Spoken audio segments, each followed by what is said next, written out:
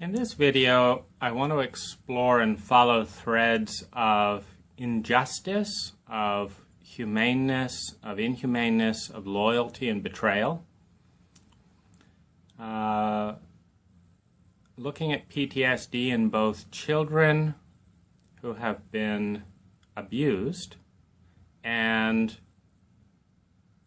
traumatized, and our military that has developed PTSD in traumatic situations. Now, in the military, there's a phrase, "leave no man behind."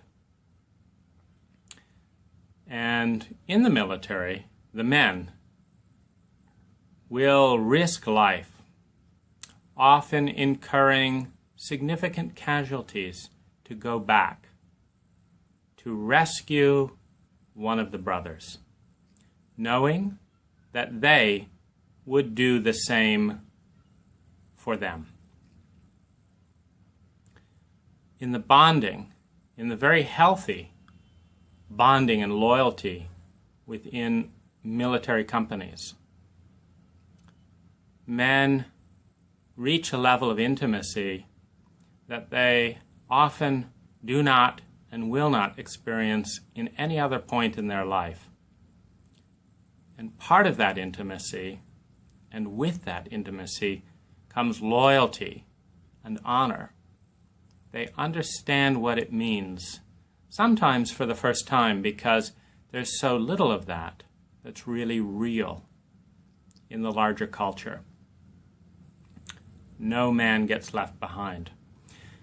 In PTSD, when men are discharged or leave, they are being left behind in droves. One veteran every 20 minutes commits suicide. For that to exist, that means there's about 50 others that are 10% away. So for every one person who's committing suicide, there's at least 50 others who are very close to it.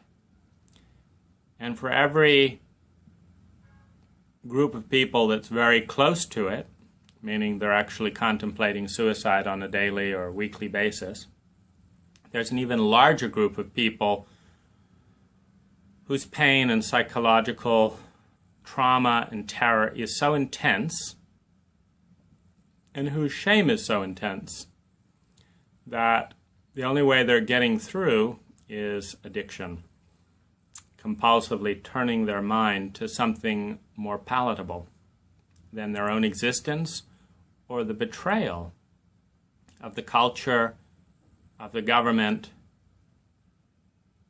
of the Veterans Administration, who has not made this a priority. We are leaving men behind in the past, locked in trauma all the time.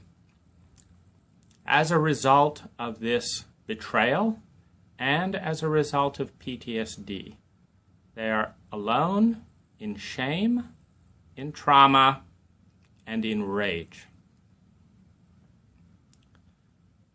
When they act this out, hurting themselves or protecting themselves through addiction, they are now criminals.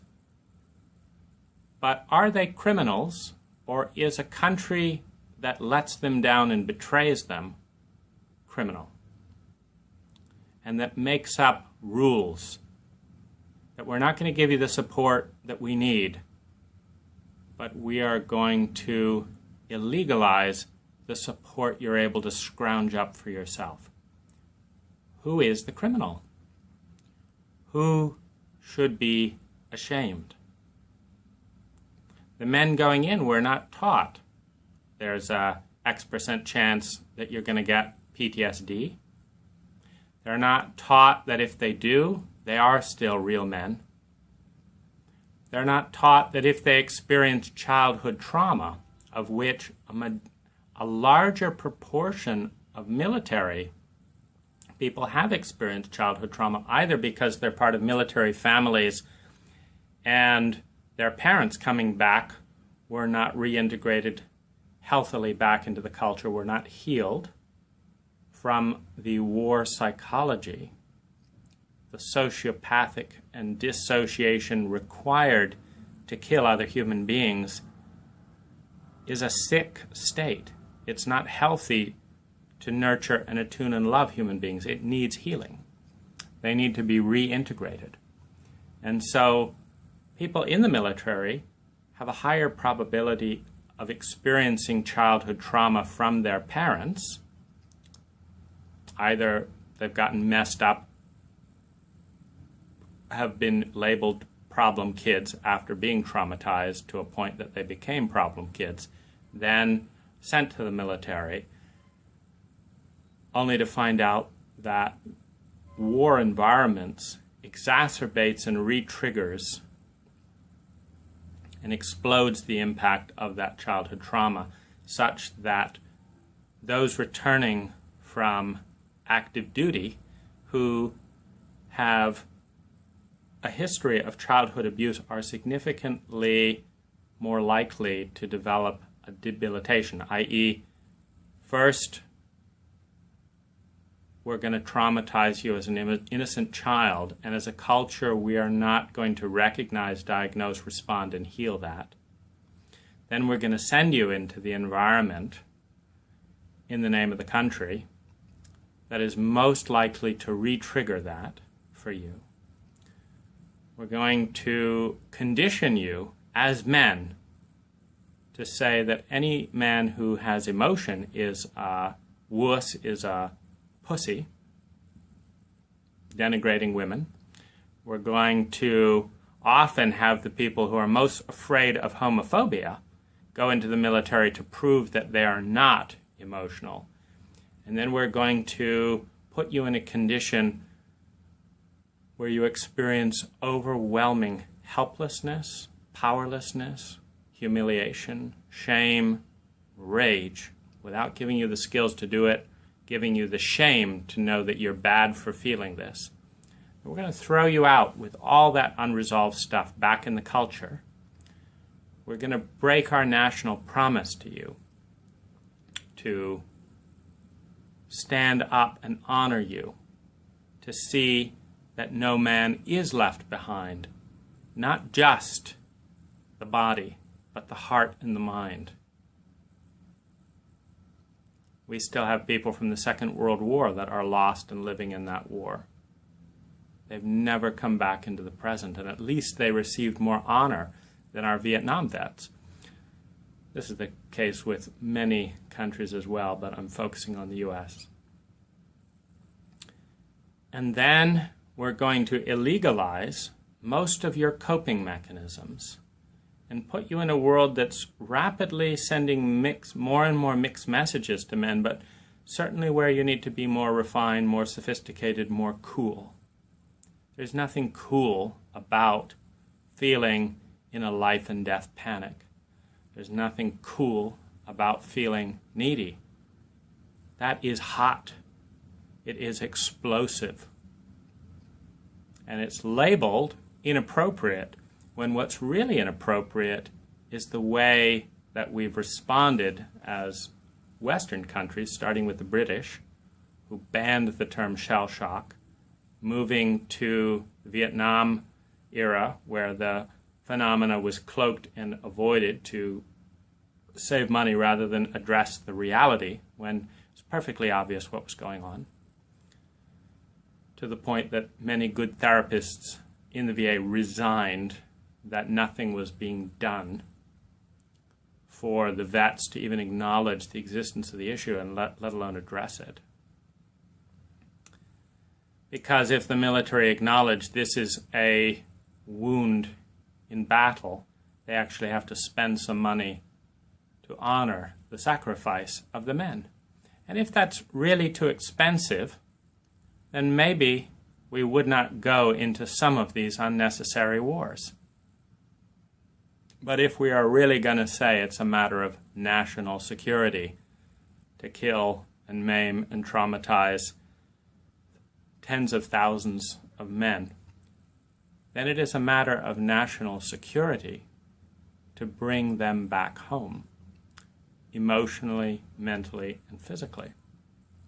Very, very weak response. In addition to being shamed, betrayed, and then criminalized in their coping mechanisms, they are, to varying degrees, not as functional as husbands, as human beings. So the things that they need most to heal are the things that they're rupturing. The relationships that they need to heal are relationships that, because of a lack of understanding and skill, because the military has not prepared the spouses, the family members, and prepared the people coming back to have those conversations. The very support they need the most is being destroyed and ruptured, and they're left feeling shame. What is wrong with me? Which creates further rage, further confusion, further insanity, because they knew they were okay going in. The truth is being lied about. The response is not appropriate, it's not kind, it's not humane. In this area of some of the greatest sacrifice and honor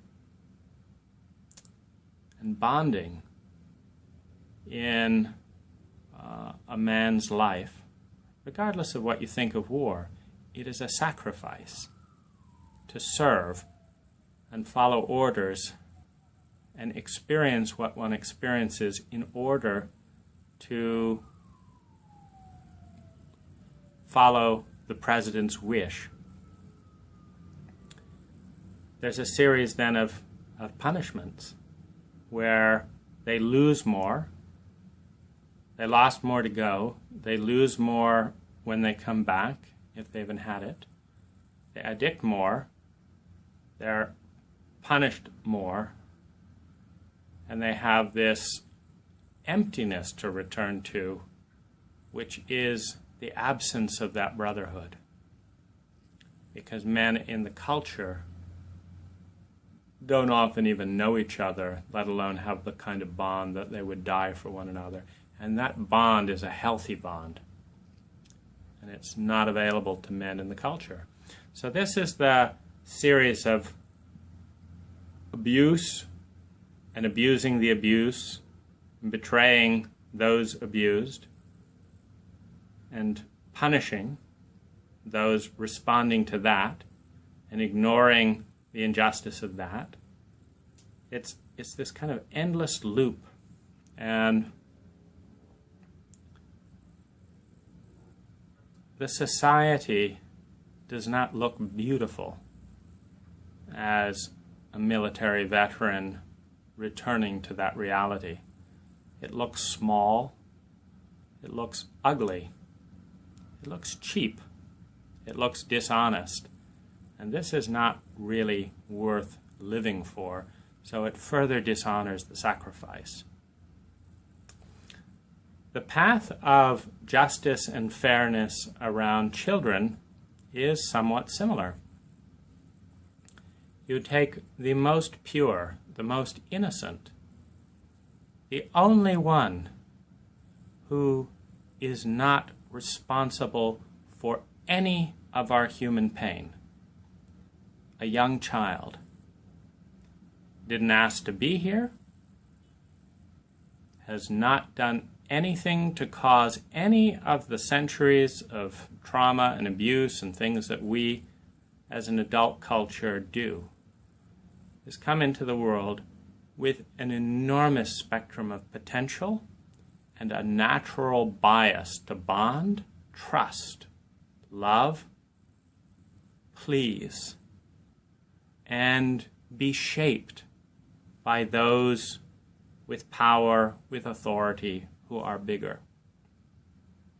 In a healthy culture, they are protected, they are nurtured, they are rewarded for their trust, and all of the energy coming towards them supports them in growing stronger, healthier, happier, and connecting in trusting, loving, positive and healthy relationships. When they are beaten, lied to, abandoned,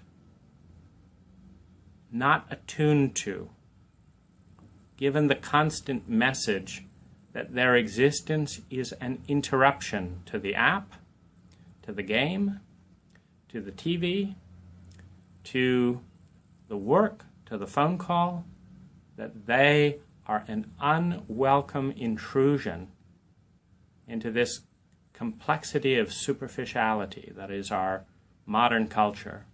When they get that message and are dissociated, disowned with violence, that's what the message of violence is. Your experience doesn't care, doesn't matter. Mine matters. So I'm feeling annoyed. I'm going to make you feel terrified, and then I'll feel better. Because you don't matter. Your boundaries, your well-being doesn't matter. You are just there to get out of my way, to vent my frustrations about other things, to play out and respond to my helplessness, to be used. That's the message of violence. And when this goes to children, in whatever way, school bullying, parental beatings, parental humiliation, the trauma of watching one of one's parents be beaten and abused by another parent, the trauma of TV and watching that this is funny and this is interesting for human beings to just sit and dissociate from one another and watch constant violence. In whatever way it happens, when a child is in that innocent state prior to age 7 in particular, where they are terrified, where they don't feel safe to tell the truth, to share their feelings, to have all their feelings and express them, to protect themselves, particularly in situations where they know if they resist, they're going to get beaten even more. When that is done to a child who comes in wanting to please, loving, bonding, trusting, not responsible for any of it, but getting that message, it is disorienting, it is overwhelming, it is terrifying when it does not get repaired, because no one in the community wants to go beat down the door of that drunk man and say, you are not going to do this. Stop this right now. And the child knows that everyone knows, and no one values them enough to take a stand. That is the second wave of abuse. I'm being betrayed and abused. I'm in overwhelm and all that. And everyone is putting themselves and their own discomfort, their own panic, above the much higher level of panic of that child. And then that child gets raised up and feels low self-esteem because the message is you're worthless. And the part of them that believes and it came in open and willing to be shaped has taken that on. The part of them that rationally doesn't know what to do if they have insane and abusive and sick parents and an ignorant and neglectful society doesn't know how to process, how to take on the whole culture, so they dissociate and feel unsafe. But it doesn't get, this doesn't calm down. They are not good students then, because it's not intelligent to be a good student when you've got a much bigger problem. How do I stay alive? How do I keep my mom alive? How do I keep my sister safe? It's a much bigger problem than whether A looks like this or A looks like this. So they are sane. They are logical. But rather than having the intelligence and the courage to champion them and say, here's a beautiful, intelligent child, what is so big that they can't even grasp what an A is? How is this child intelligent, and why aren't they talking? What am I not doing that isn't safe enough for them to tell me? And owning the problem. Instead, it gets piled on the child. This is a bad child. This child is having problems. This child is a problem. The child is shamed, focused on as a target for more criticism, more judgment, more abuse, and often punishment. This is a no-win situation. It's sick. In a very technical sense, it's defective. If you punish someone for having symptoms of a disease, like how would hospital works? How would hospitals work if you get the flu? So that means you're an evil person. So we're going to put you in a cold, damp cellar until what? An angel comes and rescues you? Yes, to punish you for being an evil person, to purge you. And then you get pneumonia. So it's obviously not working. So we're going to jab you with hot coals and try and expel the demons. And then when you have burn marks, that means God doesn't love you. So we're going to drown you. And this is how we heal our citizens. We banish the devils. Well, that was the thinking in the Middle Ages, in many cases with barbaric churches. But is it intelligent when we now look at the mental emotional diseases that are just as predictable, just as healable, with courage, with intelligence, and that need medical help? Human kindness, trust, honor, the unwillingness to lay down and watch someone get abused to protect someone's job. When it gets real adults, real leaders to show up, it is completely healable. And when we educate in our schools on all levels what's going on, it's healable.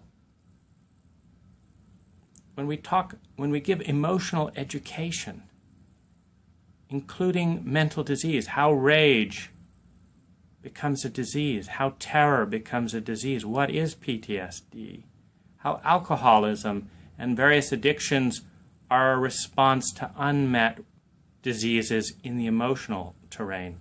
How is loneliness healed? How is loneliness caused? Every single human being needs to know this, particularly in a modern world. Why isn't it in the school system? Why is the most important thing? Is it chauvinism? Is it the passionate commitment to devalue anything to do with women and feminism, such that we can't possibly waste time learning about emotions that are destroying the economy, destroying our health system, destroying our relationships? Could it be that chauvinism needs to be lifted and emotions need to be honored and given their rightful place amongst the body, the heart, and the mind as an equal participant to learn? Children who go through this series of punishment and being punished for being punished and being punished for the symptoms of being punished and then being shamed and blamed and then shaming themselves, these people, the more this happens, it is an absolute statistic using the ACE study that these people grow up to have more hospitalized, more days in hospital, lower income, more depression, more suicide, sometimes by a factor of 5,000%. Huge. So their punishment for the culture neglecting the truth the honor and responding is over a lifetime. They often punish themselves over a lifetime so as not to bother people who are comfortable in a sick paradigm. So this is the current pattern for so many victims of psychological abuse, some physical abuse as well.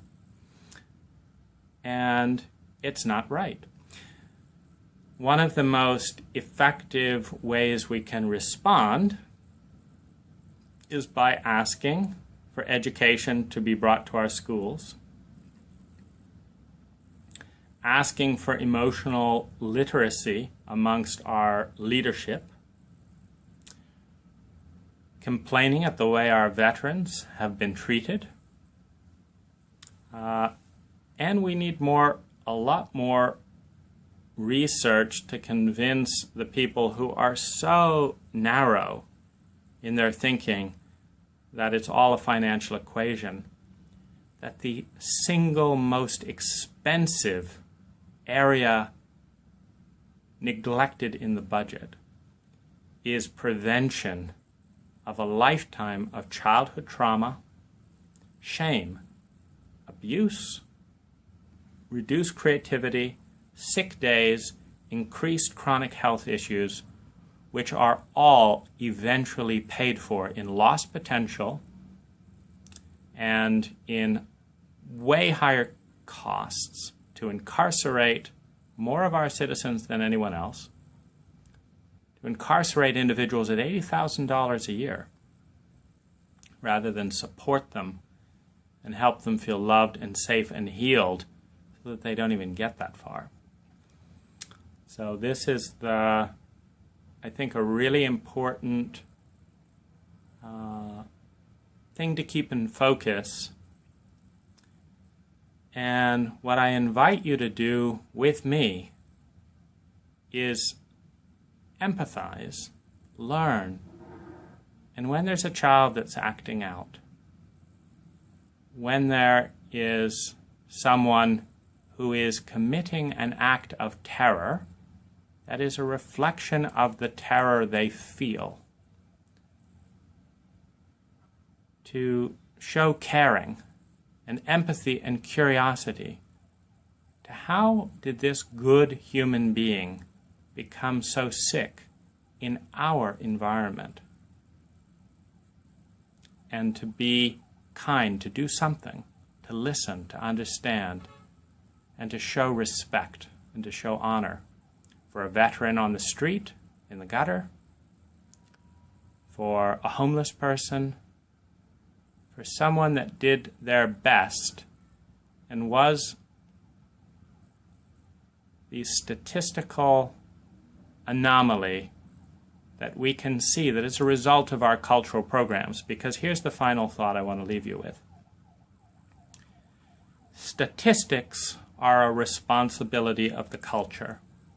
If a culture has a rise in violence or more violence than another culture, that is the culture and the country and the policy's responsibility. On an individual level, we get to choose whether or not to be part of those statistics. So there's these dual worlds. On the one hand, you and I in every moment, to some degree, have the reality or the illusion of being able to choose. On another level, when unemployment goes up and men are shamed for being unemployed, violence goes up proportionate to that on a statistical basis. So you can say any one man had the freedom to choose whether or not to be part of that statistic. But en masse, there is no choice. There is a correlation. It is society's responsibility to address statistics, and it's our individual responsibility to do our best to, within the statistical framework of the culture we're given, to try and play a more positive role amongst those statistics, knowing that until we change the culture, it just means if we're not willing to play the black sheep in the dynamic. Someone else will be. And they don't deserve to be cast in that role.